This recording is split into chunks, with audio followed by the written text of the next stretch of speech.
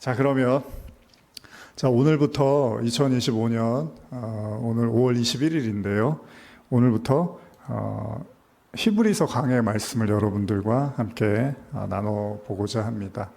2025년 5월 21일 수요 예배 히브리서 강해로 또 새롭게 올 한 해 또 벌써 이제 중반을 향해서 가고 있는데 말씀을 좀 나눠보고자 합니다. 그래서 오늘은 이제 히브리서 1장 1절 2절 말씀 읽으면서 시작을 한번 해보겠습니다. 같이 읽어보겠습니다. 시작. 옛적에 선지자들을 통하여 여러 부분과 여러 모양으로 우리 조상들에게 말씀하신 하나님이 이 모든 마지막에는 아들을 통하여 우리에게 말씀하셨으니 이 아들을 만유의 상속자로 세우시고 또 그로 말미암아 모든 세계를 지으셨느니라. 아멘. 말씀드린 것처럼 오늘부터 히브리서 말씀을 여러분과 나누려고 합니다. 히브리서, 아까도 제가 이제 찬양하면서 조금 나눴지만 히브리서 하면은 우리 에베소서, 고린도전서, 고린도후서 다 그 지역을 중심으로 해서 어떤 이제 서신서로 우리가 알고 있잖아요. 그래서 고린도 교회에 보내는 편지, 에베소서, 이렇게 우리가 그런 서신들을 알고 있잖아요. 바울 서신들을.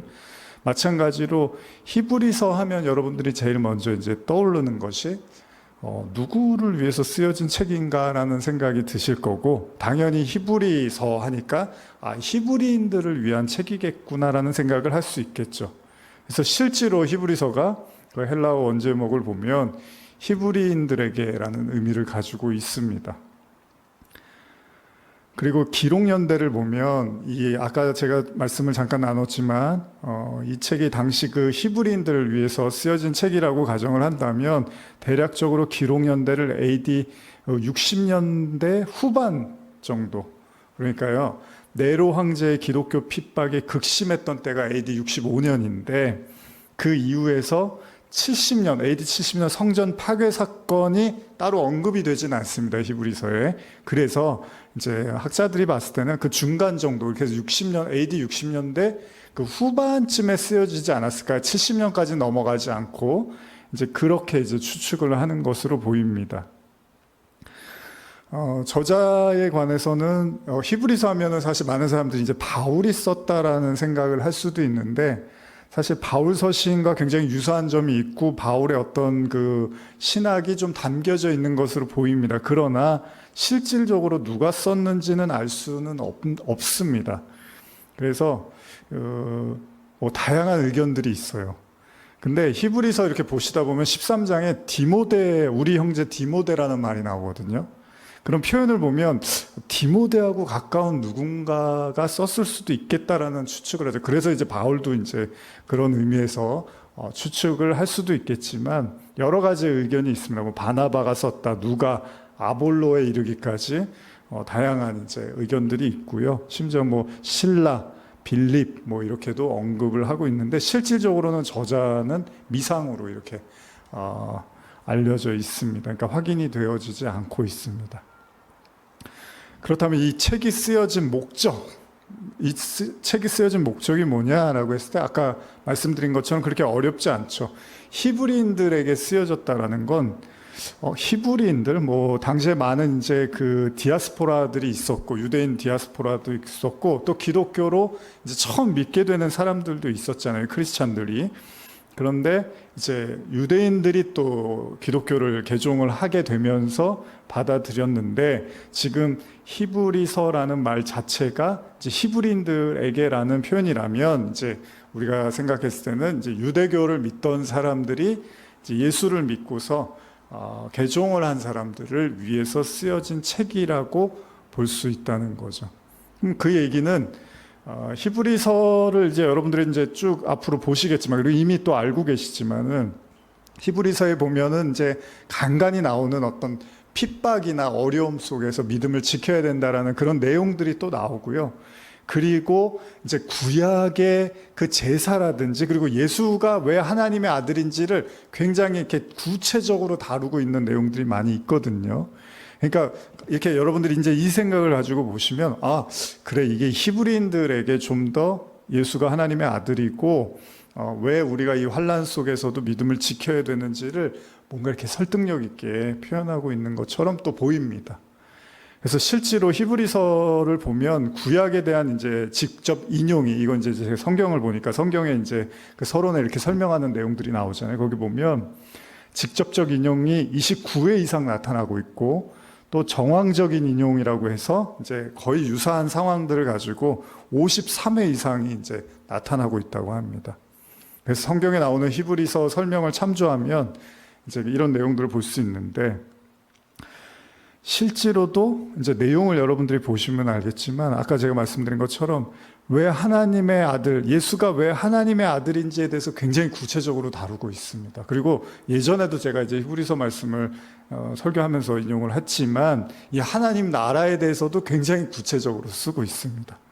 그리고 또 우리가 멜기세덱에 대한 이야기를 이제 예전에 많이 또 나눴는데, 그 멜기세덱, 마치 그 뭔가 언제 태어났는지도 언제 죽는지도 알지 못하는 그 뭔가 베일에 쌓인 어떤 인물로서 멜기세덱이 등장을 하잖아요.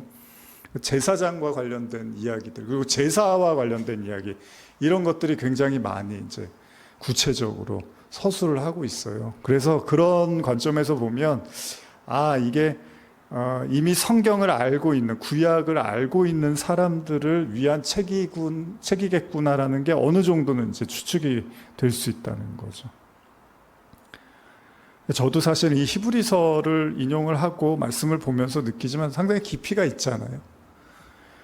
우리가 이제 복음서에서 예수님의 말씀이나 예수님의 어떤 행적들을 가지고만은 다 이제 뭔가 해석하고 이해하기 어려운 부분들이, 물론 바울이 로마서에서 이제 또 잘 쓰고 있지만, 히브리서에서 가면 로마서하고는 또 다른 느낌의 이제 말씀들을 이렇게 접하게 되는 거죠. 마치 로마서는 예수의 그 복음이라는 것이 이런 거야, 좀 더 구체적으로 말하면 이런 거야라는 거, 율법과 뭐 복음과의 관계라든지 은혜 뭐 이런 걸 강조한다면, 히브리서에 가면은 이제 좀 더 깊이 들어가는 거죠. 그래서 6장인가요? 한번 제가 잠깐 찾아서 읽어드릴게요. 히브리서 6장 1절 2절 한번 성경 있으시면 같이 읽어볼까요? 시작. 그러므로 우리가 그리스도의 도의 초보를 버리고 죽은 행실을 회개함과 하나님께 대한 신앙과 세례들과 안수와 죽은 자의 부활과 영원한 심판에 관한 교훈의 터를 다시 닦지 말고 완전한 대로 나아갈지니라, 이렇게 쓰여 있다는 거죠. 그러니까 로마서에서 복음, 율법과 은혜, 요게 굉장히 이제 로마서의 핵심적인 가르침이잖아요. 그래서 의인이 믿음으로 산다 하면서 그 믿음을 이제 은혜로서, 이제 율법과 은혜의 관계로 풀어서 설명을 하고 할례 이야기도 많이 나오잖아요. 근데 히브리서로 들어가 보면 이제 그 단계에서 더 넘어가서 진짜로 복음을 이제 깨달은 사람들, 진짜 예수가 그리스도이시고 그 그리스도와 연합을 이제 우리가 얘기하잖아요. 유니언 크라이스트를 이야기하면서 정말 그리스도와 이 하나 되어져 가는, 하나님과 그 하나 되어져 가는 자들의 그 신앙적 깨달음이라 그럴까요? 그들이 경험하고 그들이 고백되어지고 또 알게 되어진, 나타나진 복음에 대한 진수를 이렇게 보게 된다는 거죠.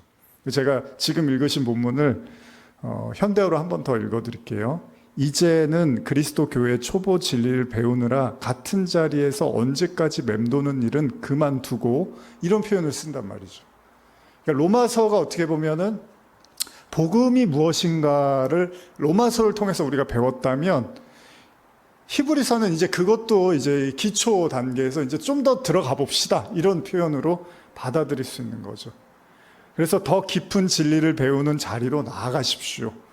또한 이해력을 키워서 건장한 교인의 품격을 갖추도록 하십시오. 착한 일을 해서 구원을 얻으려는 어리석은 생각이나, 여기 이런 표현이 있어요. 하나님을 믿어야 한다는 필요성만 가지고 떠드는 일에 더 이상 귀 기울이지 마십시오. 이런 얘기를 한단 말이에요. 이게 지금 그 개역개정에서는 그리스도의 도의 초보를 버리고 죽은 행실을 회개함과 하나님에 대한 신앙과 이런 것들을 이제 다시 닦지 말자라는 얘기를 한단 말이죠. 다시 제가 그 현대어 성경으로 6장 2절 읽어드리면 세례와 성령의 은사와 죽은 자의 부활과 영원한 심판에 대해서도 더 이상 가르침 받을 필요가 없습니다. 그러니까 히브리서는 이제 더 깊이 들어가는 거예요. 그래서 사실 상당히 어려운 책이기도 해요. 제가 이거를 말씀을 이제 준비를 하고 기도를 하면서 좀 끙끙 이렇게 좀 알았거든요, 마음속으로. 근데 그런 게 뭐랄까, 말씀 자체에 대한 부담감보다는 자, 이걸 이제 어떻게 우리가 나눌 것인가에 대한 고민들을 하게 되더라고요. 사실 그냥 쭉 읽기만 해도 어떻게 보면은 이제 우리가 그냥 개인적으로 받아들이는 거는 그냥 읽어서 이런 의미구나라고 생각을 할 수 있겠지만 이제 이걸 어떻게 누군가에게 또 나누고 설명하는 거에 대한 이제 고민들이 또 많이 생기더라고요.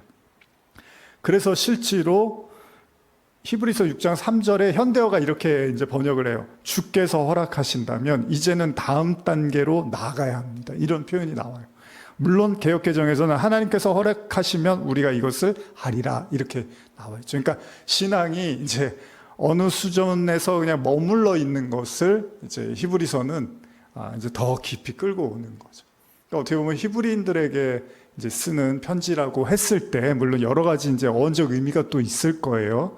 근데 우리가 그냥 보편적으로 히브리인들에게 쓰는 편지라고 했을 때 그 의미를 이제 그 히브리라고 했을 때 그 건너가다라는 의미도 있단 말이죠. 근데 어쨌든 히브리인들에게 쓰는 편지라고 했을 때 자, 이제 예수를 믿었어. 예수가 그리스도고 이런 걸 알았는데 이제 거기서 머물러 있지 말라는 거예요. 세례도 받고 뭐 믿음도 있고 심판도 알았고 뭐 세례 안수 뭐 이런 거 부활도 다 알았어. 그런데 거기서 머물러 있지 말고 더 깊은 데로 나아가라고 이야기를 한다는 거죠. 6장을 조금만 더 읽어드릴게요. 6장 4절을 현대어로 읽어드릴게요. 여러분은 어쨌든 복음을 이해하고 하늘에서 내리신 기쁨을 맛보았고 성령도 받았습니다. 그리고 하나님의 말씀이 얼마나 선한가를 알고 앞으로 올 세계의 힘을 피부로 느꼈습니다. 그런데도 계속 하나님께 등을 돌린다면 다시는 주께 돌아설 수 없게 됩니다. 만일 여러분이 그리스도를 부인하거나 모욕하거나 무사람들 앞에서 욕되게 한다면 그것은 하나님의 아들을 다시 십자가에 못 박는 셈이니 여러분은 어떤 회개로도 새 사람이 되기 어렵습니다. 이런 말이 나와요. 이게 이제 6절이 개역개정으로 가보면 4절에서 6절까지 제가 같이 읽어볼까요? 6장 4절에서 6절입니다. 시작. 한 번 빛을 받고 하늘의 은사를 맛보고 성령에 참여한 바 되고 하나님의 선한 말씀과 내세의 능력을 맛보고도 타락한 자들은 다시 새롭게 하여 회개하게 할 수 없나니 이는 그들이 하나님의 아들을 다시 십자가에 못 박아 드러내놓고 욕되게 함이라. 이런 좀 무시무시한 구절이에요. 마치 뭐 예수님이 성령 회방죄는 다시 용서받을 수 없다라는 의미와 같은 이제 구절로서 이렇게 비춰지는 이 구절. 나중에 우리가 나누겠지만, 그러니까 뭔가 어느 수준에 그냥 머물러 있는 그런 신앙에 대해서 이제 더 깊이 나아가자. 바울도 실제로 이제 고린도 말씀을 통해서 그러잖아요. 고린도 교인들이 하도 문제가 많고 이게 이제 복음을 받아들였는데 이제 이 문제가 뭐냐면 복음이라는 게 내가 등 따시고 배부르고 문제없고 편안하게 사는 게 복음의 목적은 아니란 말이에요. 요새 제가 이제 히브리서 묵상하면서 뭐 여기저기 설교도 듣고 하면서 어떤 분이 이제 그런 좋은 표현을 써서 제가 마음에도 와닿았는데 하나님이 우리에게 복음을 주는 게 우리 하나 여기서 좀 아무 일 없이 사는 게 목적은 아니라는 거죠. 근데 만약에 그게 목적이었으면 그냥 욥이 그냥 그대로 살다 가면 되는 거예요. 그러면 하나님하고 갈등도 없고 싸울 일도 없어요. 아무 문제가 없어요. 근데 하나님이 시비를 걸어오는 거예요. 물론 하나님이 직접 한 건 아니지만 사단을 통해서 하나님이 욥에게 어떻게 보면 시비를 건단 말이죠. 그러면서 욥이 궁지에 빠지고 몰리고 정말 이제 죽음과 같은 고통의 한복판에 탁 놓이게 되는데 그때 이제 욥이 정말 이제 아주 괴로움에 실토를 하잖아요. 제가 요새 시편을 묵상하고 있는데 시편도 보면은 물론 하나님을 찬양하고 하나님을 인정하고 하나님의 공의를 선포하는 많은 내용도 있지만 또 동시에 다윗이 너무 괴로워하는 고백들도 아주 많이 나타나고 있습니다. 그래서 사실은 시편을 우리가 이렇게 한 장 한 장 보면 은혜가 되는 게 내 생각하고 똑같네, 내 마음하고 똑같네, 내 기분하고 똑같네, 이런 구절들이 심심치 않게 우리가 찾아볼 수가 있다는 거죠. 근데 하나님이 우리에게 복음을 주신 이유가 우리 문제 하나 안 생기고 여기서 큰 탈 없이 큰 어려움 없이 살다가 죽게 하는 거, 그게 하나님의 목적이 아니란 말이죠. 그게 복음의 목적이 아니란 말이죠. 그래서 하나님이 사단을 통해서 욥에게 시비를 건단 말이죠. 그리고 욥이 아주 괴로움에 빠지면서 아주 많은 이야기들을 쏟아내기 시작을 하죠. 지난주에도 제가 잠깐 여러분과 나눴지만은 그 욥의 마음속에 있는 정말로 어떻게 보면 비겁한 이야기들, 그러니까 인간, 흙에 불과한, 먼지에 불과한 인간으로서 어떻게 보면 그 엄청난 하나님 앞에서 참 뭐랄까요, 궁색하지만 또 비겁하지만 어쩔 수 없는 살기 위한 몸부림을 치면서 하나님을 원망을 하고 비난을 하고 자신의 태어난 날을 저주를 하고, 이런 것들을 통해서 욥이 어떻게 되죠? 하나님과 어떻게 보면 이제 코람데오라고 그러죠. 이제 하나님 앞에 서는 것들을 배워가는 과정이라는 거죠. 그러니까 신앙은 하나님 앞에 가까이 나아가면서 그분의 이제 존전, 그분 앞에서 이제 나를 보기도 하지만 동시에 이제 그분을 봐야 되는 거잖아요. 이 과정들을 이제 이렇게 겪어 나가는 게 욥기의 이야기라면, 중요한 건 뭐예요? 복음의 핵심은 뭐라고요? 복음의 핵심은 이 땅에서 내가 하나님으로 말미암아 복을 받는 게 복음의 핵심이 아니라 뭐라고요?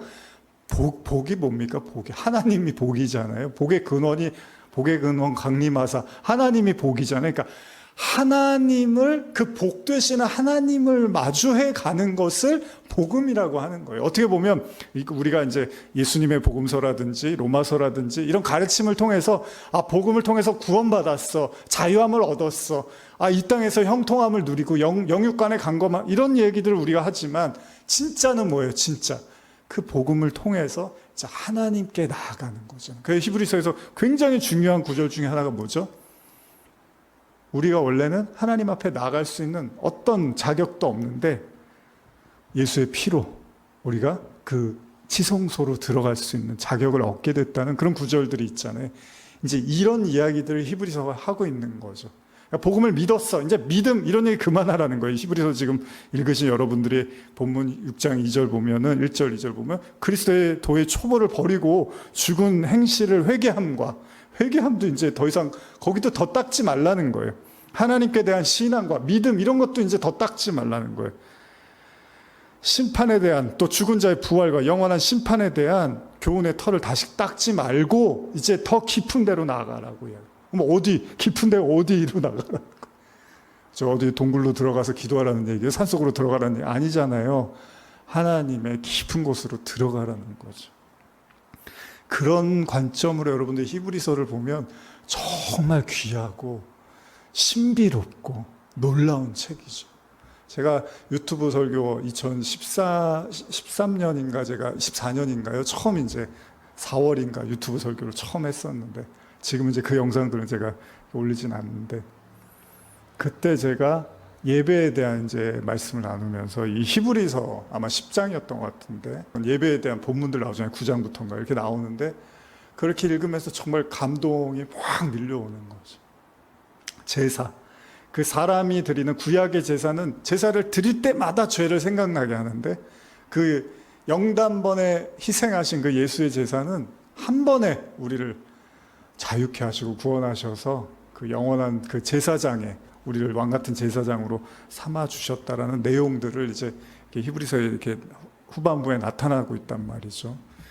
그래서 여러분들이 지금 이 말씀들을 들으시면서, 그래, 내가 지금 내가 알고 있는 하나님, 내가 믿고 있는 주님, 근데 난 진짜 더 깊이 나아가고 있는가? 그 주님을 더 내가 알고 그 하나님을 내가 더 만나고 있고 그 하나님의 은혜를 내가 경험하고 있는가에 대한 이제 진지한 생각을 해볼 필요가 있습니다. 이 말씀을 듣는 모든 분들도 한번 이번 기회에 또 말씀을 들으시면서 다 안다고, 우리가 바울이 그런 말 하잖아요. 선줄로 알면 넘어질까 조심하라 그러잖아요. 그러니까 다 알았다고 하면 그때 넘어지기가 딱 좋은 거죠.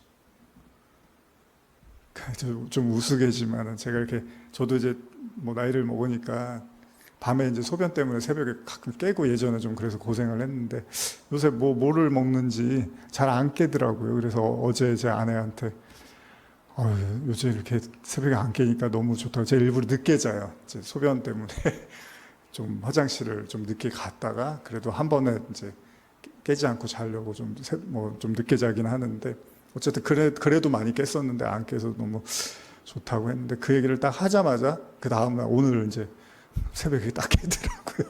화장실. 그래서 참 모르는 거예요, 사람은. 우리가 진짜 선줄로 알면 바로 넘어진다고. 참 성경의 원리들이 좀 그런 게 있습니다. 바울도 막 그렇게 이제 자주 말씀드리지만 얼마나 충만하고 대단해요. 전도하고 목숨 걸고 하는데 그래도 힘드니까 하나님 앞에 막 3번이나 기도를 했던, 얼마나 괴로웠으면 그런 기도를 하겠어요. 스티그마라고 하죠. 그러니까 예수의 흔적을 가진 바울. 로마서에서는 그 죽은 시체를 메고 다니는 듯한 그런 심정으로 복음을 전한단 말이에요. 나는 죽고 그리스도가 살았으니까 이제 망고 땡이 아니에요. 이제 좋은 일만 있고 기분 좋고 평안한 게 아니라 그 내 자아의 죽음과 그 그리스도의 부활을 동시에 겪으면서 날마다 죽고 날마다 부활을 경험한다는 게 그게 그렇게 쉬운 일이 아니란 말이죠. 그래서 오죽하면 바울이 로마서 7장 말미에 이 사망의 몸에서, 이 공고한 나를 이 사망의 몸에서 누가 나를 건져내 주냐고까지 절절하게 외치고 있단 말이죠. 그러니까 복음을 유치하게 얘기하면 마치 바울 같은 사람들은 아무 근심 걱정도 없고 아무 아픔도 못 느끼고 맨날 하나님께 찬송만 하고 감사만 하고 평안하고 그렇지 않아요. 그렇지 않아요.